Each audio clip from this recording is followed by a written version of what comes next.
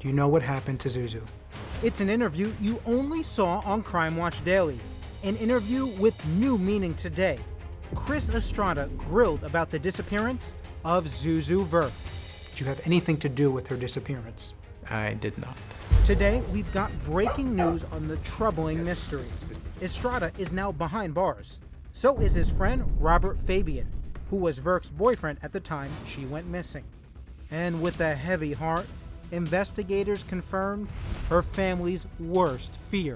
We do have a positive ID through dental records that remains found in Brewster County were that of Zuzu Verk. She's just a beautiful ray of light. The vibrant 22-year-old college student vanished without a trace after a night with her boyfriend, Robert Fabian. According to the newly released arrest warrant, Robert told investigators he invited Zuzu over for a romantic dinner that included a massage. But he says the two got into an argument about his ex-girlfriend, and he watched her drive away between 2 a.m. and 3 a.m. Zuzu would never be seen again. Helicopters, ground search. We covered every cul-de-sac, every neighborhood in town. Zuzu had only been missing for about a month when we first went to Alpine, Texas to investigate. At the time, police seemed to be looking at one man, and one man only. Lori, what were your initial impressions of Robert? You know, as any parent might think, well, yeah, he's nice, but he's not good enough for you, for my daughter. I texted Robert and said, have you heard from her? And he said, oh no, I thought I was just giving her space. I haven't heard from her either. I thought she was ignoring me. And he found out that she had missed a shift at work, that she didn't show up for her midterms. After that, Zuzu's parents relocate to Alpine to help with the search. As for Robert, he was suddenly nowhere to be seen. I mean, we were all embracing each other. We're going through all kinds of emotions and desperate to find her. And everyone in town, all of her friends, were out there with us, and he was the only one that was missing. According to search warrant affidavits, on the night Zuzu disappeared, Robert makes 2 unanswered phone calls to his good friend, Chris Estrada, who sat down with Crime Watch Daily for over an hour, answering every question I had. In my opinion, you can read a lot about a person by just their eyes. It was to be his first ever TV interview. Are you going to be honest with us? Deal. You didn't have to do this interview. Why'd you do it? No one is, vocally standing up for my side or Robert. It's just been one-sided. So you don't think Robert had anything to do with Zuzu's disappearance? We'd be circling back to that question. But first, I wanted to know more about how Chris got pulled into the case in the first place. All right. Police say that Robert called you twice, 3:15 a.m. On October 12th. What did Robert want to talk about at 3:15 a.m.? And remember, this is the early morning where it is believed Zuzu goes missing. He never really said. Later on, at some point, he just asked me if I wanted to help him paint a table. And I said sure. Paint a table at 3:15 a.m.? Those 3 words will take on new significance later in this story. The police also say that you picked up Robert in your Mustang later that day. Correct. Why? We cruised around. And we went back to his place. We just had, a few drinks. Nothing seemed off about him? He was laughing, smiling. Seemed fine to me. And then came the big moment. The main reason I wanted to talk to Chris in the first place.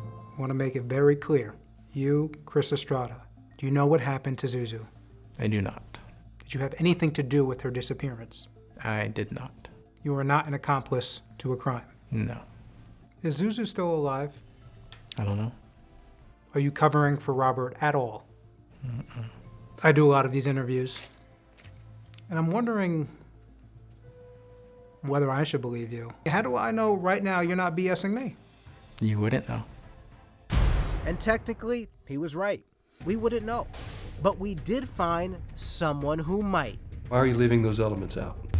We brought in expert interrogation specialist Stan the Lie Guy Walters, who helps train police officers around the country in the art of detecting deception.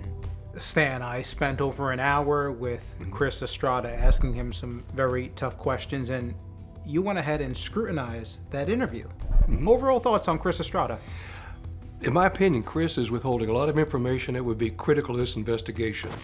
It's an opinion Stan says he formed after watching for certain facial cues, or what he calls emotional leaks. There's several places to notice in his interview that he demonstrated his contempt for the interview, contempt for the situation, that you're beneath me. And one of those moments, Stan says, came right at the beginning of our conversation. Are you going to be honest with us? Deal.